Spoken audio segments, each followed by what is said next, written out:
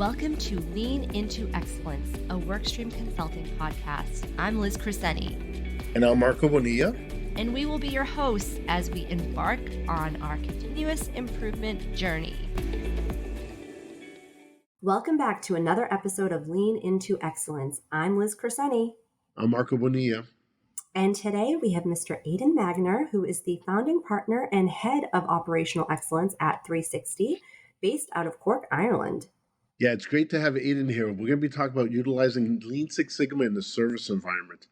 Aidan, thanks for coming on board. Why don't you tell us a little bit about your background and what you do? Hey, Marco. Hey, Liz. Good to be online with you guys. Yes, as you mentioned there, I'm with a company called 360. Myself and two friends formed it over 5 years ago, and our aim and intention was to provide a holistic review of business opportunities with the SME industry in Ireland. So we partner with Ireland's most ambitious Irish companies to help them grow and prosper. And within that, then, I am the head of supply chain and operational excellence.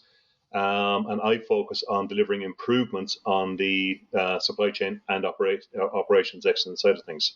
I'm a certified master black belt in Lean Six Sigma. I have a master's in supply chain, and probably for the last 10 or 12 years, my focus has been on elimination of waste in the supply chain environments. And that has sparked my interest in the transactional environments, because there's a huge element inside there that we can focus on.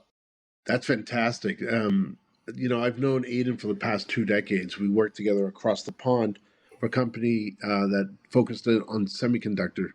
But as Aidan has talked about, it's not about just manufacturing. We can leverage continuous improvement in all types of environments. His strength happens to be in supply chain. So Aidan, tell me, why would we even focus on Lean Six Sigma outside of manufacturing? I suppose, Marco, one of the key things that you and I have faced over the last couple of decades is when we start looking at Lean Six Sigma, people say, well, that doesn't apply to us. That only applies if you're Toyota. That only applies if you're Motorola. That only applies if you're making cars. That only applies if you're making semiconductors. That only applies if you're making ultra high volume of parts. And one of the key things that jumped out at me, Marco, was when I was looking into this, I realized some very interesting statistics. In Ireland, 80% of the workforce is in the service sector. 20% is in industrial manufacturing. In the USA, then, when I did some dipping into numbers over there, 91% of the workforce is in the service environment, and 9% is in the manufacturing environment. And even if we peel that onion ever so slightly, in the manufacturing environment, we can actually see that those that are making the widgets and those that are doing the doing inside there are really only about half of that number again, because you've got HR, you've got executive management, you've got finance, you've got IT, you've got supply chain, you've got logistics, you've got purchasing, you've got planning. You have all of these ancillary functions in a manufacturing environment that even change that number of those of us that are in the service environment are more important. So when I start looking then at opportunities for improvement, if we focus on that side of the business, we can make significant improvements. If you think about in that manufacturing space, what companies want is the product. Therefore, if we make improvement, if we make changes to the product, we're changing with the value add proposition. If we can change and improve the service environment, we make it faster, better, quicker, and easier. Likewise, in the service environment, we've all stood in restaurants where we were left waiting for 35, 40 minutes, so we couldn't see a reason why there was tables awaiting. We've stood in airports where the security, you might have had 24 x-ray machines and only 2 were staffed. Meanwhile, the queue was as long. Meanwhile, when you're in the queue, people are standing and they're queuing. But could we be taking our laptop out of our bag earlier? Could we be taking our belts off earlier and getting ready for that so it's a faster, better, quicker, and easier environment? Queuing in a bank, if we're going to the any of the service environments that we're actually working with, booking concert tickets, these are all things that we all automatically assume on an ongoing basis that they should be better, but we complain about the performance. We complain about how the system works. We complain about everything else. And they're the opportunities for Lean and Six Sigma deployment. that we can make the service sector better, faster, quicker, and easier. Aiden, absolutely, because we live in a service environment, right? We just don't think of it that way. We definitely don't live in a day to day manufacturing environment. So you've identified a larger portion of our day that can leverage the continuous improvement tool sets and techniques, right? Correct. Correct. If you look at some of the lean analysis that has been done over the decades, um, 95% of what we do is not value add. We'll convince ourselves that a certain portion of it is necessary non-value add, but the vast bulk of everything we do is non-value add. One of my favorite conversations when I work with organizations is to say that value is created at the coalface. So if it's a contact center, if it's a call center, if it's a manufacturing environment, if it's a fast food outlet, it's the people that are engaging with the customers that are creating the value. The rest of us add no value in that thing. So it's important that we are more efficient, that we are right first time every single time. If you think about the conveyancing of legal documents and the time it takes to actually get legal paperwork through a system, um, opportunities are lost. If you think about onboarding, how many times have we worked with clients in the past where talent was lost? And I think you were talking about this in a recent webinar, Marco, where talent is lost, where employees engage, they start, the recruitment process, and then it's actually lost, and they have moved away. They've lost interest. They've got a different job elsewhere, and this is lost opportunities for organizations. And then you got to go back to the start of that cycle, and it's a sunk cost that nobody's calculating. Yeah, absolutely. I just had this conversation with a group of talent acquisition people. Said, how many people do you lose along the way? First of all the effort you put to try to get them, but then the In the delays, the door. Yeah. waste, and they're gone, right? It's not that they're ghosting you; they've moved on. They can't wait months. So, Well, Correct. the situation you were talking about before, Marco, how many touch points were they originally for new oh, hires? How it was like 30 something? yeah, no, it was more than that. It was probably like I think it was in the 40s, and we cut it down to something in the low double digits, right? Yeah. But it wasn't just a touch point. Well, it was touch points by movement and touch points by people. And again, inefficiencies, non-value added. And once you address, Aiden, as you realize, once you appreciate that you might not be the non-value added part in that process, there's got to be a way to eliminate yourself, or at least minimize that interaction. Correct. Aiden, can you give us some examples of environments that could benefit from optimization? Well, I think, Liz, if you think about every environment that we go through on a daily basis, one of my pet peeves is the airport. Um, Most of us have had the pleasure either on vacation going through the airports or on professional going through airports. And that queue that forms at the airport, where you're literally standing there and there's hundreds of people in the queue, and you see one, maybe two X-ray machines that are open. And you stop and you question yourself, why? Was it a resource allocation bit? Was it a training bit? What part of this was unknown? Just as an example, in Ireland, a couple of years back, post-COVID, when travel started recovering, there was huge problems in the airport because the numbers of people was a surge capacity. And of all the industries everywhere, you're looking and you're wondering what part of that was unpredictable, because the flights are lodged, the tickets are sold months in advance. So you might have, and most of the airlines are actually flying and are recovered at a 90% capacity.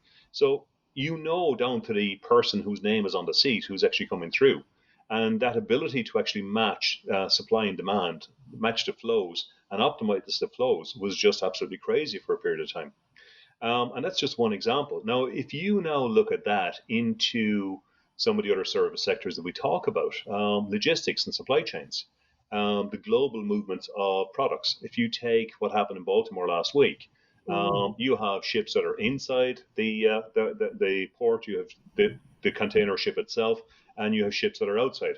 The knock-ons from those onto a supply chain are going to be huge, and it's the speed and the ability to which supply chains can react is vital for our sectors. So we need to make them faster, better, quicker, and easier. We need to be able to optimize those so that we can see exactly what's actually happening with live data and being able to see it. Um, If you take the food sector, for example, 30 years ago, Domino's Pizzas, you would ring up a telephone where there was a person at the end of a telephone, and they would guarantee delivery in 30 minutes. And they had MapQuest, or they had a road map on the car, and they would actually deliver. Nowadays, with all of the advanced technology and all of the advanced manufacturing and everything else, we're still struggling to deliver in 30 minutes with live tracking, live apps, live every other piece of information. So in that situation, there's significant lean improvements have been made where you can actually see your driver almost coming down the road. Your Uber driver you can see coming down the road. That's a great example of lean efficiency. So it's one thing to wait for a cab to turn up. It's another thing to actually see exactly how far away the cab driver actually is. So the journey hasn't changed. The wait time hasn't actually changed. But what has changed is the value from the customer's perspective. Yeah. So they can see exactly what how far away they are, what their queue time actually is, and being able to see real-time data. So we really rely on data on an ongoing basis without even realizing that we do. Yeah, they pulled us into the relationship, right, Aidan? It's really what they are. So just adding to that domino example. I was just going to say Domino's, you can track and see when the pizza goes in the oven. Exactly. And, so there's no question, right? So it's not accurate though, just FYI. But yes, they make it seem like we're a part of it, and we're okay with that. Exactly. And then, instead of having people call every 3 minutes saying, where's my pizza? Yep. The answer is there, right? It's their natural way of pushing back. Correct. So you keep them in the loop, right? You keep the customer part of the process. The information, it gets disseminated easier. Yeah, but lean is in our life, whether we even realize it or not. If you go onto Netflix right now, you have Marie Kondo with the tidying up with Marie Kondo. In a lean environment, we will call that a 5S activity. And if you look at what she does, on day one, she goes in and she clears out the closets, and everything is laid out on the yard, and this is what we're going to keep, and this is what we're going to donate to charity, and this is what we're going to do. And then we go back and, while the closet is empty, we're now going to repaint it, rebuild it. We're going to put new floors in, we're going to put new doors in, and then we only bring back in what we actually need, and we're going to put a system in place so that we know exactly how old and what the age of everything is inside there. That's your classic 5S environment. We do it on an ongoing basis. There's another TV show, is it Extreme Makeover, where they rebuild the house in 5 days. It's a Kaizen event. We're doing this on an ongoing basis. We're buying this, and we're actually bought into this process on an ongoing basis. And, we can make these changes, and we can see these changes in our life and in our businesses around us. And if we can apply the same principles in our office, if we can apply the same principles in our schools, if we can apply the same principles in everything we do, it'll be significantly better. One of the key areas that I'm looking at the moment as well is delivery of training courses. So if I'm delivering a training course across 5 different locations, how do I know that all 5 of those are exactly the same? If I deliver the course 5 times in the same location, how do I know that everybody has the same learning experience? And it's being able to measure that efficacy and being able to ensure that we've got a standard approach to everything we do. We've got a clear and cohesive value add for the customer, and then being able to use data at the end of it all to actually measure the mean, the standard deviation for the exam results, and being able to say, well, actually, statistically, they're exactly the same. So location A, B, C, D, and E are exactly the same. And in a recent course that I did, the newest, latest area were scoring higher than everyone else, which means I have to go back and look at my either my training method, because I'm either delivering a better product or something else has changed. But it stands as being a statistical outlier, and I can use that data to say, am I getting better or am I getting worse in my training delivery? Aidan, one of the things I've noticed is people have a misconception about lean. And yes, it's more efficient, so things tend to move faster. But just because we're moving faster, we're not allowing things to get poorer in quality, right? So our goal is not to move things faster along and lose sight of what that quality of delivery, right? That value add you were just talking about. Do you run into a lot of that with that misconception of lean? And again, if you take that lean into digitization environment, there's a huge push at the moment to digitize everything and have everything online. And one of the key things there, if we don't make our processes as lean as possible beforehand, we're just automating a bad process. Absolutely. So now Great you get a point. bad decision faster. You know, Exactly. so we haven't changed anything. So I would routinely turn around and say, let's stop. Let's review exactly what we're doing. Let's make sure that we're delivering the maximum value for the client, and then automate the Right. best process. Right. So, and in many cases, it means slow down to go fast. That's And that right. can be a bit of a mind bender for some people when you're talking about lean, which is about faster, better, quicker, and easier. And to say slow down to go fast um, can force people into a discussion that they mightn't necessarily be ready for. Aiden, we've run into a lot of production managers where we're behind deliveries because the quality's been poor, but they Mm-hmm. haven't addressed the quality issues. And it's not necessarily their issue, but they start saying, well, we got to produce more. So they start adding a second shift and a third shift and weekend shifts. So they're throwing more cost at this, but they're producing more bad material Mm-hmm. just sooner, just because they're trying to make deliveries. So now they got Yep. the stockpile of stuff that they can't use or they have to send back through the loop, right? So Correct. again, perfect example, right? I mean, this happens all the time. Going faster doesn't mean better in this case. Sometimes you definitely got to slow down. Yeah, slow down, perfect it, then you can move forward. Yeah. And if you think about in the service environment, so if we go to the manufacturing type environment, and again, I can name a client who saw a massive increase in their sales.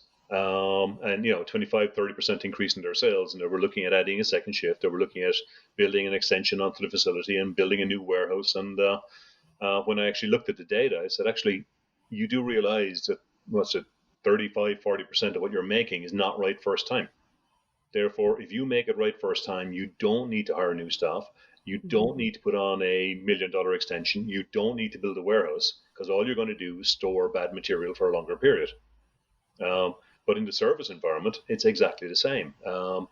If you look at some of the processes that are around what we do, and if you think again, I'm going to pick on an easy target here: IT help desks. Mm-hmm. Uh, Easy target, yeah. Oh, go easy, Aiden. Go easy. I'm going to take a deep breath now. But on the IT help desk, how many times do we submit a ticket, right? And it gets closed down. Nothing has Mm-hmm. happened, but because the ticket is closed, or it gets closed, citing a question that was never asked in the first place. So when you look at some of the those environments, you can actually see that 3, 4, 5, um, you know, help desk tickets are actually closed erroneously out of every 10, and that's a huge inefficiency. And what it does is it actually drives multiple bad behaviors. So if I'm responding to that, if I've got a contact center to respond to that, I'll end up hiring more people. Um, I'm going to hire faster, which means my training process may be degraded. And so Right. now the person who was doing it wrong last time around is training somebody else to do it wrong. So now instead of 5 out of 10 being incorrect, it might shoot up to 7 or 8 out of 10 being incorrect because Yeah, I've got somebody who was, just snowballs. yeah, correct. It snowballs. And if I can look at making that so that it is right first time, that my value proposition is known, then I can actually resolve that one. You just picked at a thorn in my side. I'm dealing with the car I own. I've been dealing with customer service for about 3 or 4 months. They keep passing it on to another person, so I have to retell the story. Ugh. And I'm like, don't you record all this? This historical. So I'm with you 110%, Aiden. I feel that pain. Yeah. So, it's again another example of it. Recruitment companies, we touched on it earlier on there with that recruitment chain you were talking about. But if I want to look at the recruitment company itself, the efficacy of the recruitment company, um, you know, how long does it take to get the person on board if I use company A versus company B? If I comparing the customer complaints on there. If I'm looking at the duration that somebody has actually stayed in employment after Mm-hmm. taking a new position, I can use all of these inside there because that's going to give me data to say, right, I'm going to choose a better performing company. And most places, we don't even look at that. We Yeah. just turn around and we say, it is what it is type environment, and we react to that. But we can use lean, and we can get data out of the system to actually start driving data through our decision making process. Yeah, and everyone in the process is reactionary. It just makes it Hmm. longer and worse, right? Because we're always trying to compensate Yeah. for the process, not the other We way always talk around. about proactive being versus reactive.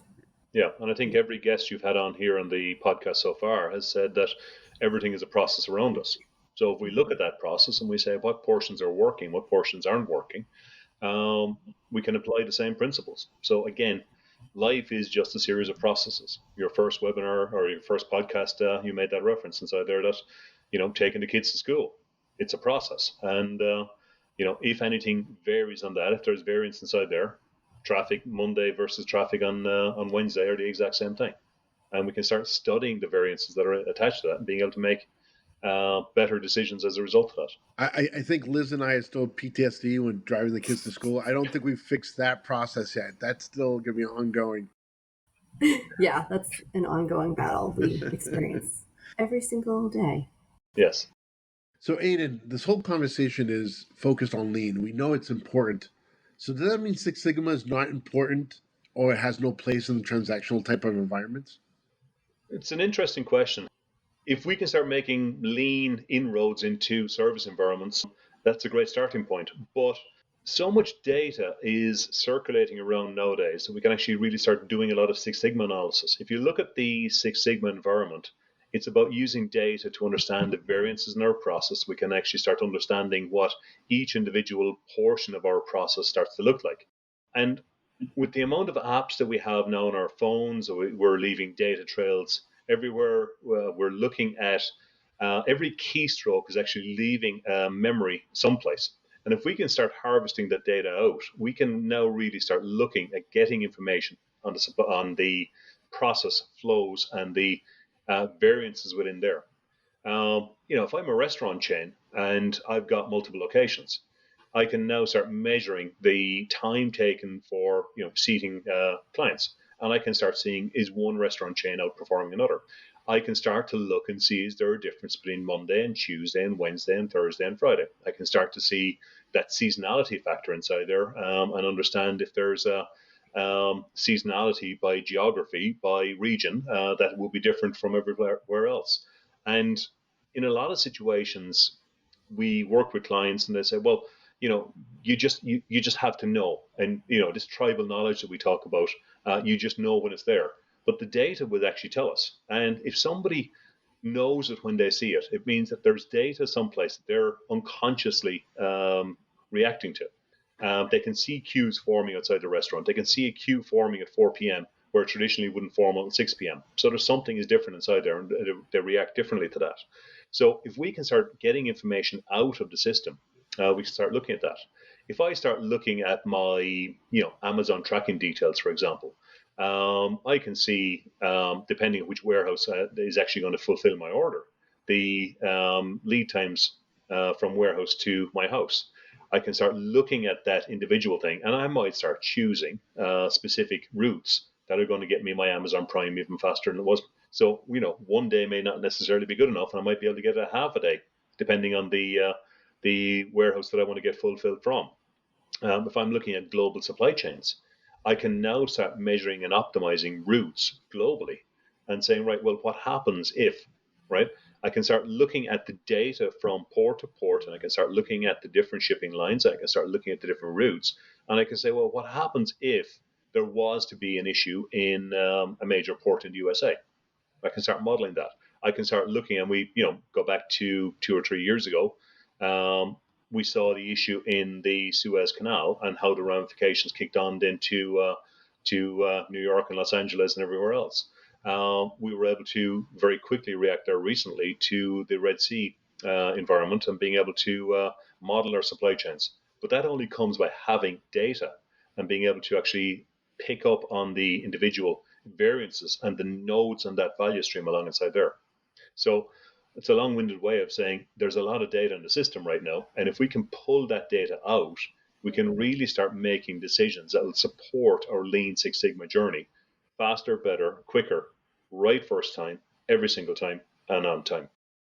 So, Aidan, taking a look at this from a perspective of our audience, right? Some of them are not STEM backgrounds, and some are in that transactional world that you talk about, right? They could be planners, they could be purchasing, they could be HR, just not the typical technical person that would be looking at numbers and making decisions based on it. So a lot of people are listening and say, you know what, I know I have a problem, my process is inefficient, but I'm not trained to look at the data to make improvements. Where should I start? Where should I go? Who should I talk to? Well, I suppose, Marco, the obvious answer to that one is you pick up the phone and you ring 360 and you ring Workstream, and we'll answer all your questions for you. But the easy answer to that one straight away is if there's data in the system, the first thing anybody can do is just start painting pictures with numbers.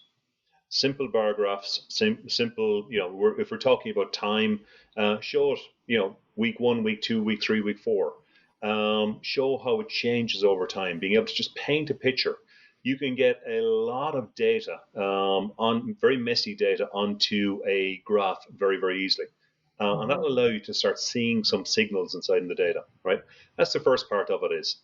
Second of all, then, obviously, if there is training for Lean Six Sigma available, work into it. And everybody should be trying to become more data literate in what they do, right? Some of us thrive on data and getting into a huge amount of detail on it. More people just need to see the basic picture on what's going on. The other part as well that I want to play on that one is that no one person is a function or a silo all by themselves. So even in smaller organizations, people might feel like that they are a single silo, that they're an island of excellence all by themselves. And if we take that HR function, for example, and people are saying, well, I don't know how to react, or I don't know what to do with the data over time. Maybe if I look back and I say, well, we had sales campaigns that we ran with our customers. And what that did then was that actually drove increase in sales. And we ended up having to hire more people. And we got a bad reputation because we hired our people too late. If I had an earlier conversation with my regional sales manager, and he says or she says that, I'm running a sales campaign here, and I'm going to increase our revenue in the steak restaurant in the southeast by 25% across that time frame. Well, as a HR person, I should be sitting there and kind of going, well, so you're expecting that you're going to run this campaign and it's going to give a voucher for, the month of May to increase footfall coming into the restaurant in May. If I start my hiring process now, I should be able to have the resources on time and in full at that stage. What tends to happen is that we run the voucher, we run the sales vouchers. There's a huge queue forms outside of the restaurant. There's no staff inside to actually meet them. We don't do it. And that whole function inside there is called sales and operations planning. And it's not just a protocol for large volume manufacturing. It is equally relevant in any service environment, because in any service environment, there's a sales function and there's an operations function. And if the operations function and the sales function are moving in two different directions, you'll be completely misaligned. So by getting with that wider group of people earlier, and by getting with that wider group of people sooner, simple data will make for great decisions earlier in the process. And then you can actually say, right, do we need to invest in training? Do we need to invest in upskilling our teams around that? Oh, absolutely. You touched upon something we keep talking about. Besides everything's a process, the communication between process steps is important, right? Mm-hmm. Talking to the owners and saying, hey, this is coming down the line, right? What can we do? What can we do to make this go smoother? Or at least be as productive as possible, right? Successful. In a lot of cases, we talk about how do we get in front of it. Well, we don't necessarily need to be in front of it. We just need to be on the same page. All right. So since we're getting towards the end of our time, Aidan, is there any key takeaways that you would want our listeners to walk away with? Thanks, Liz. I suppose if I was to summarize it in simple, easy ways, lean is all around us. It's everywhere we see it, everywhere we go, and we can very quickly identify the things that make us as customers upset around what we're doing, right? So they're just forms of waste. poor decision making, poor communication. They're all around us. So in our transactional environments, what we should be doing is identifying waste within the process. Look for areas to actually improve it. Look for the data that actually says, I can see it. This happens once a day. It happens once a week. It happens once a month. Being able to see exactly what's going on inside there. Gather some data. It doesn't need to be very complex data gathering techniques. Post-it notes and Sharpie markers are great for actually gathering data inside there. So just be able to do that. And I suppose the last part I would look at then is, make your transactional process, make it lean before looking at automating it. Don't jump to the automation, because in doing so, then you just end up with a bad process with faster decision making, bad decisions coming from that. And that's my final take on it. And as with everything else, communicate, communicate, communicate. Yes, absolutely. Aidan, is there if someone was interested in learning more about this, where could they find you? Yeah, my website, or our website, is www.3sixty.ie. And you can find me on LinkedIn also. Awesome. Thank you so much. This was a great conversation. Thanks, Aidan. Thanks for coming on. We really appreciate it. Thank you for having me. Yes, and just a reminder, new episodes are released every other Wednesday, and you can find Marco and I at workstreamconsulting.com. Thank you so much, and see you next time.